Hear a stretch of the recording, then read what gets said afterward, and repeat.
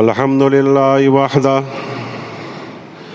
الصلاۃ والسلام علی نبی بعدہ فاعوذ باللہ من الشیطان الرجیم بسم اللہ الرحمن الرحیم سبحان الذي أسرى بعبده ليلا من المسجد الحرام إلى المسجد الأقصى الذي باركنا حوله۔ اللہ تبارک و تعالیٰ قرآن پاک میں ارشاد فرماتا ہے کہ ہم نے ہمارے بندے کو راتوں رات مسجد حرام سے مسجد اقصی لے گیا۔ وہ مسجد اقصی اور وہ مسجد اقصی جس کے ارد گرد اللہ تعالیٰ نے بہت ہی برکتیں رکھی ہے۔ لِنُرِيَهُ مِنْ آیاتنا، کیوں لے گیا؟ تاکہ وہ ہم ہماری نشانیوں کو دکھائے، وہ ہماری نشانیاں دیکھے۔ إِنَّهُ هُوَ السَّمِيعُ الْعَلِيمُ، بلا شبہ اللہ تعالیٰ سننے والا اور جاننے والا ہے۔ وقال النبی صلی اللہ علیہ وسلم المسلم اخو المسلم، کہ مسلمان آپس میں بھائی بھائی ہے۔ صدق اللہ مولانا العظیم۔ ظلم کی ٹہنی ہمیشہ پھلتی نہیں، ظلم کی ٹہنی ہمیشہ پھلتی نہیں، ناؤ کاغذ کی ہمیشہ چلتی نہیں۔ محترم بھائیو، دوستو، بزرگوں، ہم سب جانتے ہیں کہ فلسطین کے حالات کیا ہو رہے ہیں، اور دنیا کا ہر غیور مسلمان اس فکر میں ہے کہ مسلمانوں کو ان بدبختوں سے، ان ظالموں سے نجات مل جائے، اور اللہ تعالیٰ ان ہمارے بھائیوں کو کامیابی نصیب فرمائے اور فتح نصیب فرمائے۔ ہر مسلمان اس فکر میں ہے، اور وہ مسلمان جو غیور ہے، جن کے اندر ہمدردی ہے، جو اپنے آپ کو مسلمان سمجھتے ہیں۔ ورنہ کچھ مسلمان ایسے بھی مل جائیں گے جو ادھر ادھر کی باتیں بکیں گے، اول فول باتیں بکیں گے، نہ معلوم کیسے کیسے الزامات ان پر لگائیں گے۔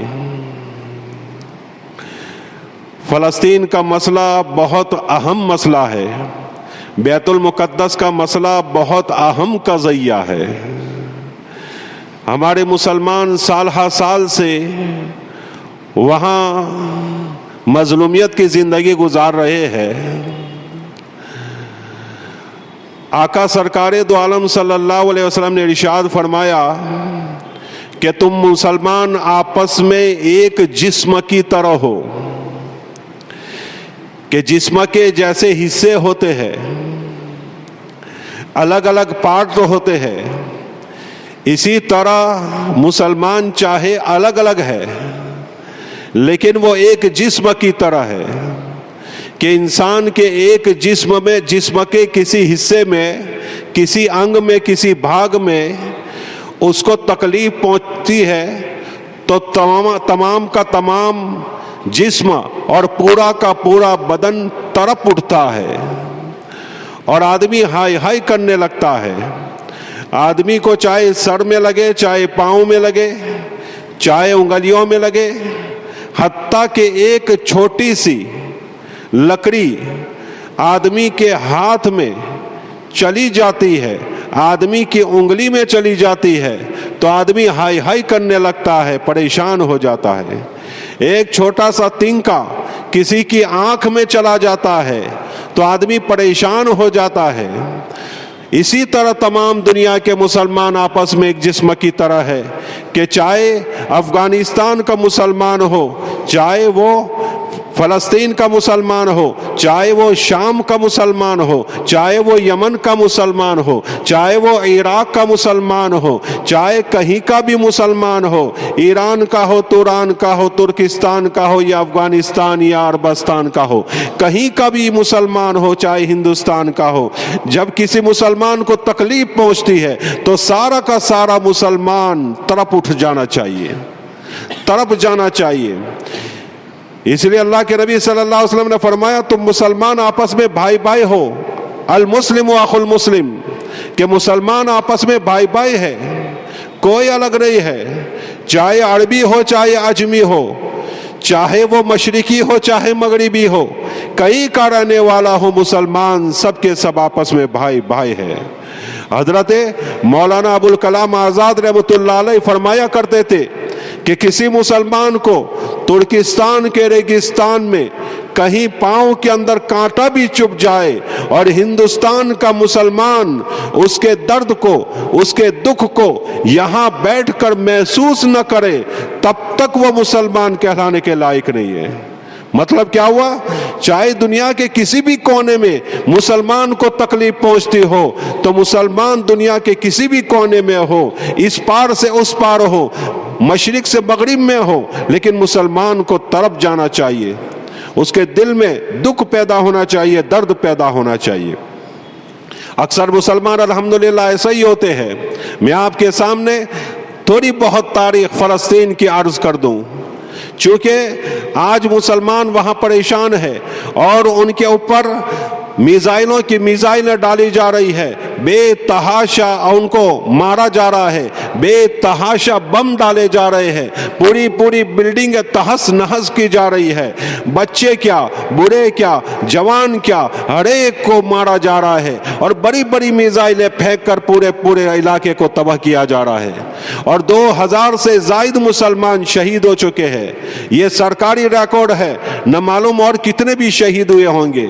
البتہ وہاں کے مسلمان جو مجاہد ہے وہ قابل ستائش ہے، قابل تعریف ہے، وہ تعریف کے قابل ہے، اور ان کو ہم داد دینا چاہیے کہ انہوں نے بیت المقدس کے پاس رہ کر، اتنی تکلیفوں میں رہ کر، اتنی مصیبتوں میں رہ کر اور اتنی پریشانیوں کو جھیل کر بیت المقدس کے سامنے بیٹھ کر وہ بیت المقدس کی حفاظت کر رہے ہیں، ورنہ کب کا بیت المقدس توڑ دیا گیا ہوتا اور وہاں ہیکل سلیمانی بنا دیا گیا ہوتا۔ یہ مسلمان ہیں جو غزہ میں بیٹھ کر وہ ان کا مقابلہ کرتے ہیں، جن کے دہشت اور جن کے ڈر کی وجہ سے اسرائیلی حکومت بیت المقدس کو ٹچ نہیں کر سکتی۔ یہ ڈر ہے، آج بھی ان کے اندر خوف ہے، اور جو آج اس مرتبہ انہوں نے حملہ کیا، 5000 میزائلیں 2 گھنٹے میں انہوں نے ڈالی، پوری دنیا واویلا کرنے لگی، پوری دنیا چیخ پکار کرنے لگی کہ دیکھو انہوں نے کیا کر دیا، دیکھو انہوں نے کیا کر دیا۔ لیکن 73 سال سے مسلمانوں کو وہ مارتے آ رہے ہیں، اس کا کوئی حساب نہیں، اس کے متعلق کوئی آواز نہیں۔ یہ ساری باتیں میں آپ کے سامنے اس لیے کہہ رہا ہوں کہ میڈیا مسلمانوں کو بدنام کر رہا ہے، میڈیا مسلمانوں کے بارے میں زہر اگل رہا ہے، مسلمانوں کے بارے میں نفرتوں کی دعوت دے رہا ہے اور نفرتوں کے بیج بو رہا ہے لوگوں کے اندر۔ اس لیے مسلمانوں کے سامنے صحیح بات جانا ضروری ہے، کیونکہ اکثر لوگ اب میڈیا کے ماننے والے ہو گئے، اکثروں کے پاس موبائل ہوتے ہیں اور اس میں جو سوشل میڈیا ہوتی ہے، سوشل میڈیا میں جو باتیں آتی ہیں اس کو اب اس پر لوگ ایمان لے آتے ہیں۔ تو یہ صحیح باتیں مسلمانوں تک پہنچانا اور پہنچ جائے اس کی کوشش کرنا بہت ضروری ہے، تاکہ لوگوں کے اندر بدگمانی پیدا نہ ہو۔ یہ پورا کا پورا فلسطین مسلمانوں کا تھا، پورا کا پورا فلسطین مسلمانوں کا تھا، لیکن انہوں نے قبضہ کر کے اب ان پر حملے کر رہے ہیں یہاں تک کہ پانی کی سپلائی بھی ان کے ہاتھ میں رکھی ہوئی ہے، جب چاہے وہ پانی دیں گے، جب چاہے پانی نہیں دیں گے۔ آج بھی ان کا کنیکشن پانی کا کاٹ دیا گیا ہے اور لائٹ کا کنیکشن کاٹ دیا گیا ہے۔ 6 دن سے مسلمان اندھیرے میں رہ رہے ہیں، گرمی میں رہ رہے ہیں، پریشانی کا عالم ہے، مصیبتوں کو جھیل رہے ہیں، لیکن عالمی طاقتیں ہیں جو دعوے دار ہیں انسانیت کے، عالمی طاقتیں ہیں جو اپنے آپ کو اقوام متحدہ کہتے ہیں، وہ کچھ باتیں تو کرتے ہیں، پتہ نہیں ادھر کچھ بات ہوتی ہے ادھر کچھ بات ہوتی ہے، کچھ باتیں بول لیتے ہیں لیکن پریکٹیکل کوئی ایکشن لینے کے لیے تیار نہیں ہوتا، کوئی تیار نہیں ہوتا۔ اور دادا گیری پر دادا گیری، یہ حالات ہے۔ تو ان حالات میں مسلمانوں کو بہت زیادہ دعا کرنے کی ضرورت ہے۔ دامے درمے قدمے سخنے، جس طرح بھی مسلمان مدد کر سکے وہ مدد کرے، کچھ نہیں تو کم سے کم ان کی چیزوں کا بائیکاٹ بھی کرنا چاہیے، دعائیں کرنا چاہیے، ان کی چیزوں کا بائیکاٹ بھی کرنا چاہیے، چونکہ ان کی چیزیں خریدیں گے تو نفع جو یہاں ملے گا وہ نفع بڑھتے بڑھتے ان کے پاس بھی پہنچے گا۔ الغرض فلسطین کا سانحہ آپ کے سامنے رکھے، فلسطین کا قضیہ آپ کے سامنے رکھے۔ یہ فلسطین، اردن، شام وغیرہ کے درمیان یہ مصر، یہ بارڈر لگتی ہے، اس کے درمیان ایک بہت بڑا علاقہ ہے۔ یہ وہ علاقہ ہے جو کسی زمانے میں شام کا علاقہ کہلاتا تھا، پھر وہ اس سے الگ ہوا، اور بیت المقدس کو بنایا تھا حضرت سلیمان علیہ السلام نے۔ اور بات مشہور ہے، آپ نے سنا بھی ہوگا کہ یہ مسجد جنہوں نے بنائی اور کچھ ہی مہینوں میں انہوں نے بنا دی۔ حضرت سلیمان علیہ السلام خود اس کے انجینئر تھے اور خود حکم کرتے تھے اس طرح بناؤ، اس طرح بناؤ، اس طرح بناؤ، یہاں تک کہ ان کی وفات ہو گئی۔ کتابوں میں آتا ہے ان کو اس کی اہمیت معلوم تھی اس مسجد کی، کہ مسجد کتنی اہم ہے۔ وہ چاہتے تھے کہ میری موت کا پتہ اس وقت تک نہ لگے ان جناتوں کو جب تک کہ مسجد نہ بن جائے، کیونکہ جنات شرکش ہوتے ہیں، ذرا سے ان کو آزادی مل جاتی ہے تو شرارت پر اتر آتے ہیں۔ تو الغرض حضرت سلیمان علیہ السلام ایک لکڑی کے سہارے یوں ہی کھڑے رہ گئے اور ان کی موت ہو گئی، لیکن ان جناتوں کو پتہ نہ لگا، یہاں تک کہ پورا کا پورا یہ بیت المقدس بن گیا۔ بیت المقدس ہے، ایک مسجد اقصیٰ ہے، بیت المقدس الگ ہے اور مسجد اقصیٰ الگ ہے۔ یہ کیسا ہے؟ یہ ہماری مسجد ہے جامع مسجد، یہ جامع مسجد کا صحن ہے۔ اب صحن بڑا سمجھو، اور اس صحن کے اندر ایک مسجد اقصیٰ مسجد بنائی گئی ہے جہاں حضرت عمر رضی اللہ تعالیٰ نے نماز پڑھی۔ تو ایک مسجد میں 2 مسجدیں ہیں، یہاں مسجد اور چوراہے میں اندر ایک چھوٹی سی مسجد ہے، مسجد اقصیٰ۔ تو مسجد اقصیٰ الگ ہے، بیت المقدس الگ ہے۔ حضرت سلیمان علیہ السلام نے جو مسجد بنائی تھی وہ بیت المقدس ہے، اور بعد میں جو مسجد بنی جہاں حضرت عمر رضی اللہ تعالیٰ نے نماز پڑھی تھی 2 رکعت نماز، وہاں جو مسجد بنائی گئی ہے اس کو مسجد اقصیٰ کہتے ہیں۔ الغرض یہ بہت بڑی مسجد ہے، یہ بیک وقت 5000 سے زیادہ لوگ وہاں نماز پڑھ سکتے ہیں مسجد کے اندر۔ صحن تو بہت بڑا ہے، اور یہ پورا علاقہ 35 ایکڑ میں ہے۔ مسجد اقصیٰ کی جو جگہ ہے وہ 35 ایکڑ میں پھیلی ہوئی ہے۔ یہ 35 ایکڑ جس کے اوپر یہودی اور مسلمان، جس کے بارے میں آپس میں جنگ چل رہی ہے کہ یہ ہماری ہے، یہودی کہتے ہیں ہماری ہے۔ الغرض بیت المقدس یہودیوں کے پاس تھا۔ بخت نصر کا واقعہ آپ نے سنا ہوگا، میرے پاس وقت کم ہے۔ بخت نصر نے کسی زمانے میں یہ عیسائی تھا اور یہ آیا تھا ایران وغیرہ علاقے سے، اور انہوں نے یہودیوں کو یہاں آ کر مارا تھا، قتل و غارت کی تھی اور یہودیوں کو وہاں سے بھگایا تھا۔ کہتے ہیں کہ 70,000 یہودیوں کو بیت المقدس میں اس نے قتل کیا تھا۔ اس کے بعد یہودی پھیل گئے تھے، دوسری جگہ چلے گئے تھے۔ اب اسی دین سے وہ ادھر ادھر گھوم رہے تھے۔ بعض لوگ خیبر میں آ کر بسے کہ وہ جو نبی آئے گا، آخری نبی محمد صلی اللہ علیہ وسلم، اس کے ہاتھ پر ایمان لائیں گے اور پورے یہ فلسطین وغیرہ کو ہم فتح کریں گے، بیت المقدس کو فتح کریں گے۔ لیکن جب ایک عربی کو اللہ تعالیٰ نے یہ ان کے ذم میں، ان کے عقل میں جو بات ہے وہ میں کہہ رہا ہوں۔ اللہ کے نبی صلی اللہ علیہ وسلم کو نبوت ملی اور وہ بنو اسماعیل میں سے تھے، بنو عرب میں سے تھے، تو ان کے اندر ایک حسد پیدا ہوا، اور اللہ کے نبی صلی اللہ علیہ وسلم کو جانتے ہوئے کہ سچے نبی ہیں، ہماری کتابوں میں جو نشانیاں ہیں وہ نشانیاں تمام کی تمام اس میں پائی جاتی ہے، پھر بھی یہ مسلمان نہیں ہوئے۔ الغرض اس وقت سے وہ بھاگتے پھر رہے تھے۔ حضرت عمر رضی اللہ تعالیٰ کے خلافت کے زمانے میں عیسائیوں کی وہاں حکومت تھی، اور قبضہ جو تھا بیت المقدس کا وہ عیسائیوں کا تھا، مسیح نصارہ لوگوں کا تھا، مسیحی لوگوں کا تھا۔ حضرت عمر رضی اللہ تعالیٰ نے 639 میں 639 میں اس کو فتح کیا، اور کوئی جنگ نہیں ہوئی، کوئی لڑائی نہیں ہوئی۔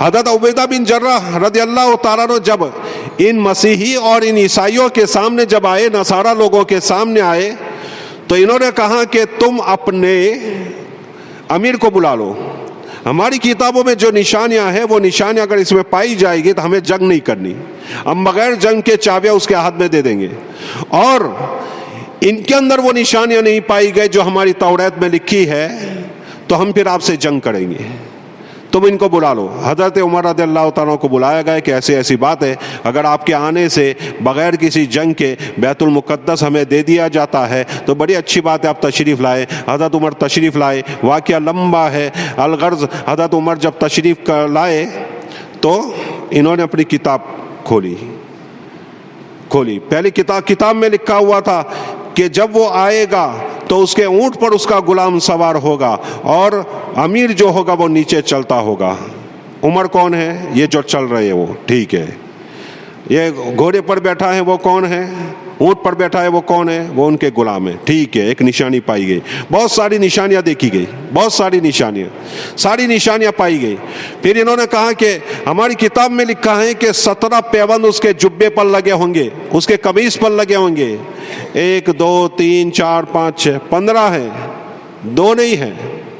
ہماری کتابوں میں لکھا ہے کہ 17 پیوند، 17 ٹھگڑے، جس کو ہم ٹھگڑا کہتے ہیں، 17 پیوند لگے ہوں گے۔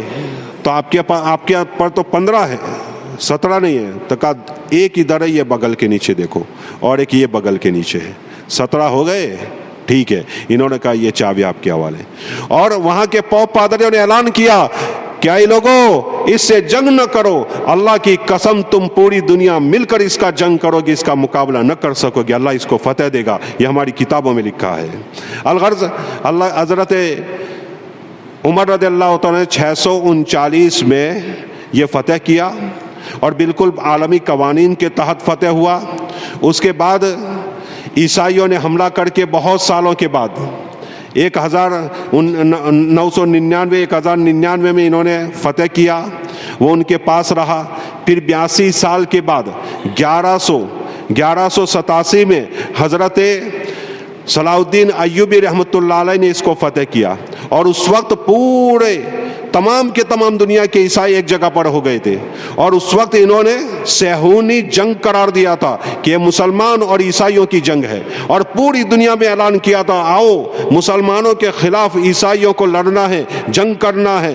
تمام کے تمام جتنے بھی عیسائی تھے اس جنگ میں شریک تھے، اور رچرڈ ان کا جو کمانڈر تھا، ان کی ماتحتی میں یہ جنگ لڑ رہے تھے، لیکن حضرت صلاح الدین ایوبی رحمۃ اللہ علیہ نے اس جنگ کو جیتا، اور ان عیسائیوں سے حضرت صلاح الدین ایوبی رحمۃ اللہ علیہ نے 1187 میں اس کو فتح کیا۔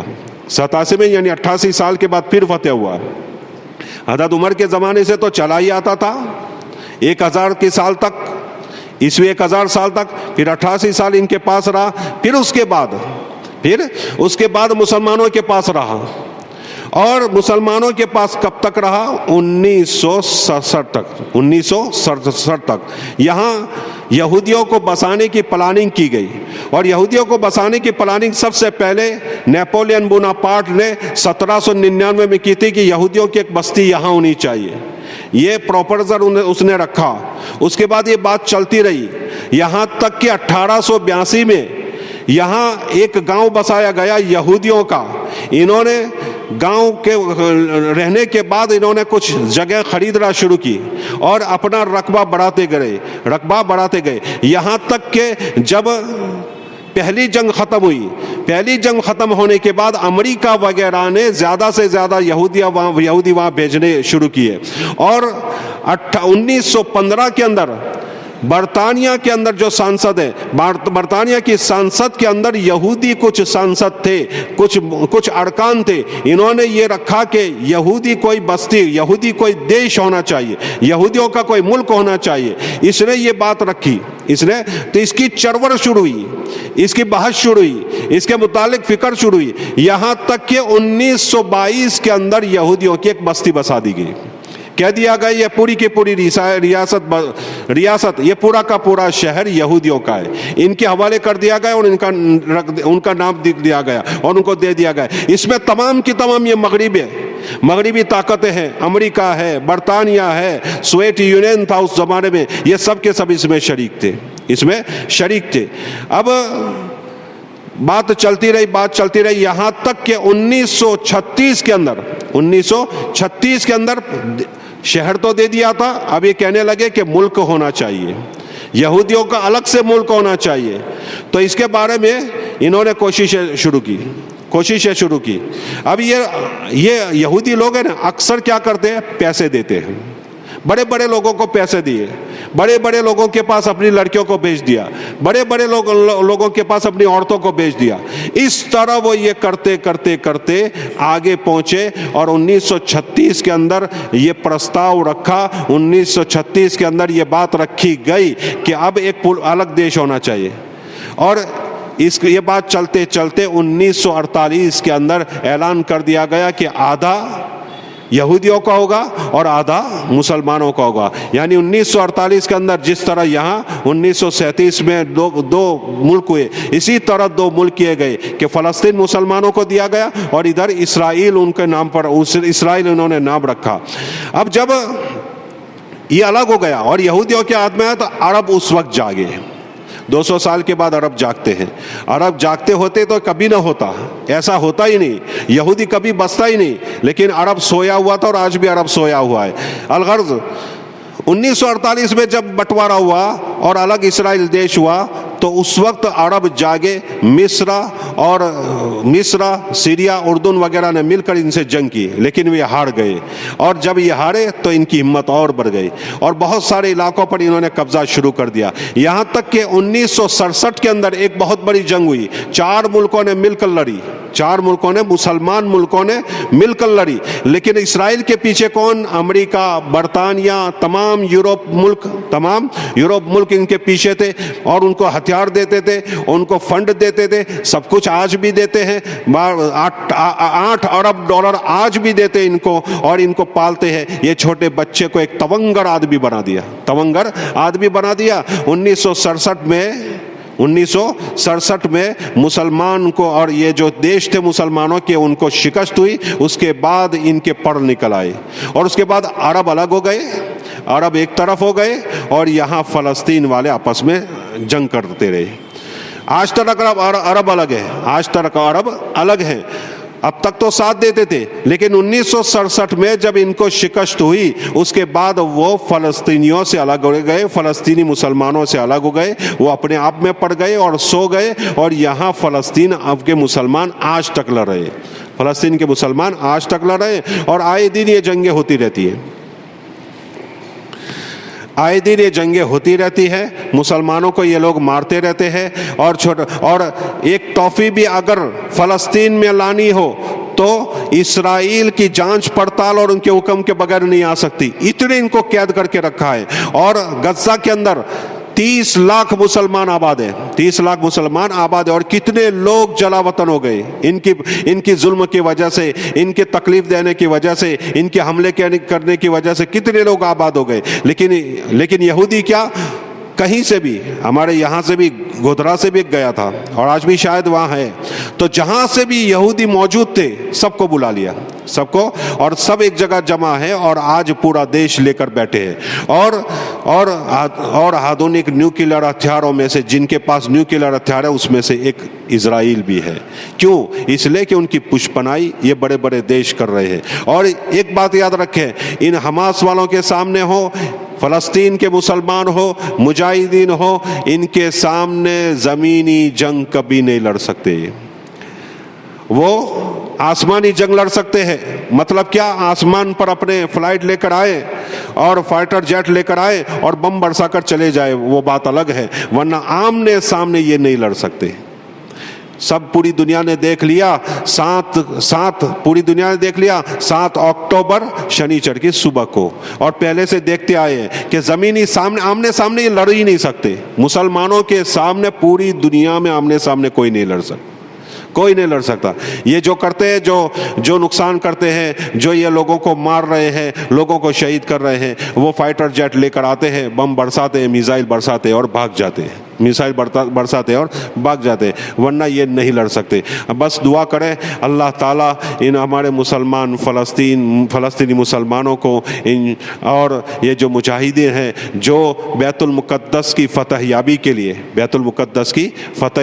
لیے وہ کوشش کر رہے ہیں۔ اب چھوٹا سا ایک علاقہ ان کے ہاتھ میں بچا ہے۔ 1967 میں 78%، 22% مسلمانوں کے پاس رہا تھا، 78% اسرائیل کے پاس 1967 میں۔ 1967 کے بعد تو کتنے علاقے انہوں نے قبضہ کیا۔ رات کو جاتے ہیں، صبح گھر خالی ہونا چاہیے ورنہ آپ ختم۔ صبح جاتے ہیں مسلمان، جب مزاحمت کرتے ہیں ان کو جیل میں ڈال دیتے ہیں، 30-40 سال تک جیل میں ڈال دیتے ہیں، یا پھر ان کو مار دیا جاتا ہے۔ بس گھر خالی کرو، صبح میں آتے ہیں، بس یہ آرڈر کرتے ہیں اور چلے جاتے ہیں۔ تو کئی بستیاں ختم کر دی گئی، اور وہاں اسرائیل آج بھی اپنی آباد کاری کر رہا ہے، مسلمانوں کو پیچھے دھکیلا جا رہا ہے۔ کوشش یہ ہے کہ بیت المقدس کو گرا کر وہاں ہیکل سلیمانی قائم کی جائے۔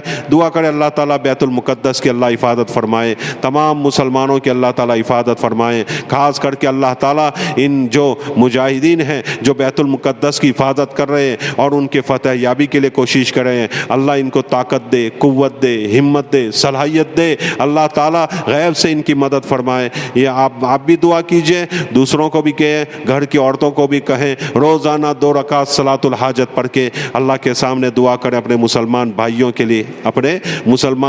کے لیے دعا کریں، کیونکہ حالات وہاں بھی خراب ہے، یہاں بھی خراب ہے۔ تمام مسلمانوں کے لیے خوب دعا کیجئے، اللہ تعالیٰ کہیں سنی باتوں پر عمل کرنے کی توفیق نصیب فرمائے۔ دارالسلام مسجد اور مدرسے کا چندہ ہے۔